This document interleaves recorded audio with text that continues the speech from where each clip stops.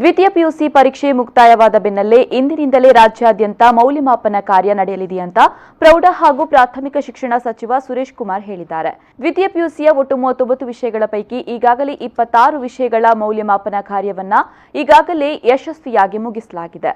ಅಲ್ಲದೆ 6 ವಿಷಯಗಳ ಮೌಲ್ಯಮಾಪನ ಕಾರ್ಯ ಆರಂಭವಾಗಿದ್ದು ಮುಕ್ತಾಯದ ಹಂತದಲ್ಲಿದೆ.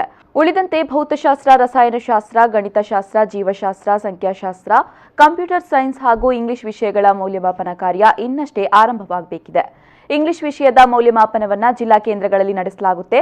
ಆದಷ್ಟು ಶೀಘ್ರದಲ್ಲಿ ಮೌಲ್ಯಮಾಪನ ಕಾರ್ಯವನ್ನ ಮುಕ್ತಾಯಗೊಳಿಸಲಾಗುತ್ತೆ ಅಂತ ತಿಳಿಸಿದ್ದಾರೆ.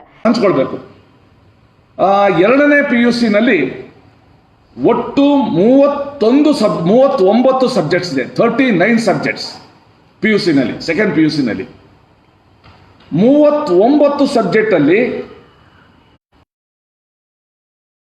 ಸಂಪೂರ್ಣ ಆಗಿರೋದು, ಪೂರ್ಣಗೊಂಡಿರುವ, ಮುಕ್ತಾಯಗೊಂಡಿರುವ ವಿಷಯಗಳು ಸಬ್ಜೆಕ್ಟ್ಸ್ 26 ಸಬ್ಜೆಕ್ಟ್ ಅಲ್ಲಿ ವ್ಯಾಲ್ಯೂಯೇಷನ್ ಕಂಪ್ಲೀಟ್ ಆಗಿದೆ.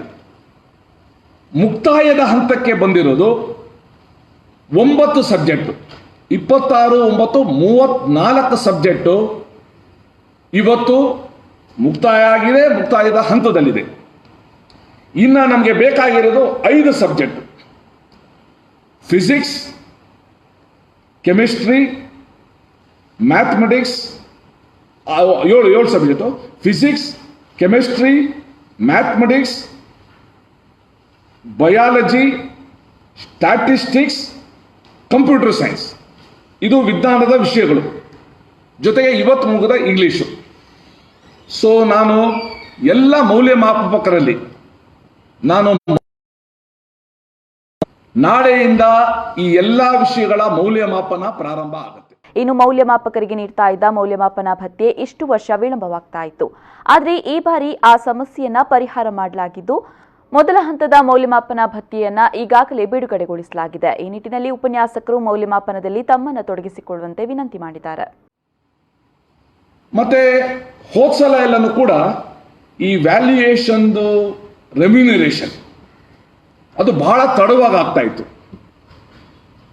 ನಾನು ಕೆಲವೆಲ್ಲ ವ್ಯಾಲ್ಯೂಯೇಷನ್ ಸೆಂಟರ್ಗೆ ಹೋದಾಗ ಆ ಮೌಲ್ಯಮಾಪಕ ಹೇಳಿದ್ರು ಇದು ತುಂಬಾ ನಿಧಾನ ಆಗುತ್ತೆ, ನಮಗೆ ಬೇಗ ಬೇಕು ಅಂತ ಮನವಿ ಮಾಡಿಕೊಂಡಿದ್ರು.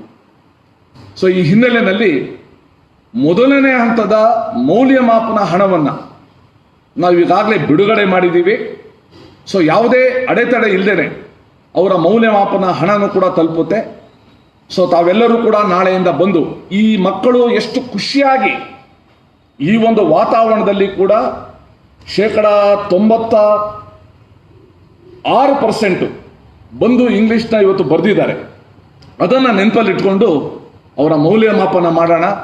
ಅವರ ಕನಸು ನನಸಾಗೋದಕ್ಕೆ ನಾವು ಕೂಡ ಸಹಾಯ ಮಾಡೋಣ ಅಂತ ನಾನು ಕೇಳ್ತೀನಿ.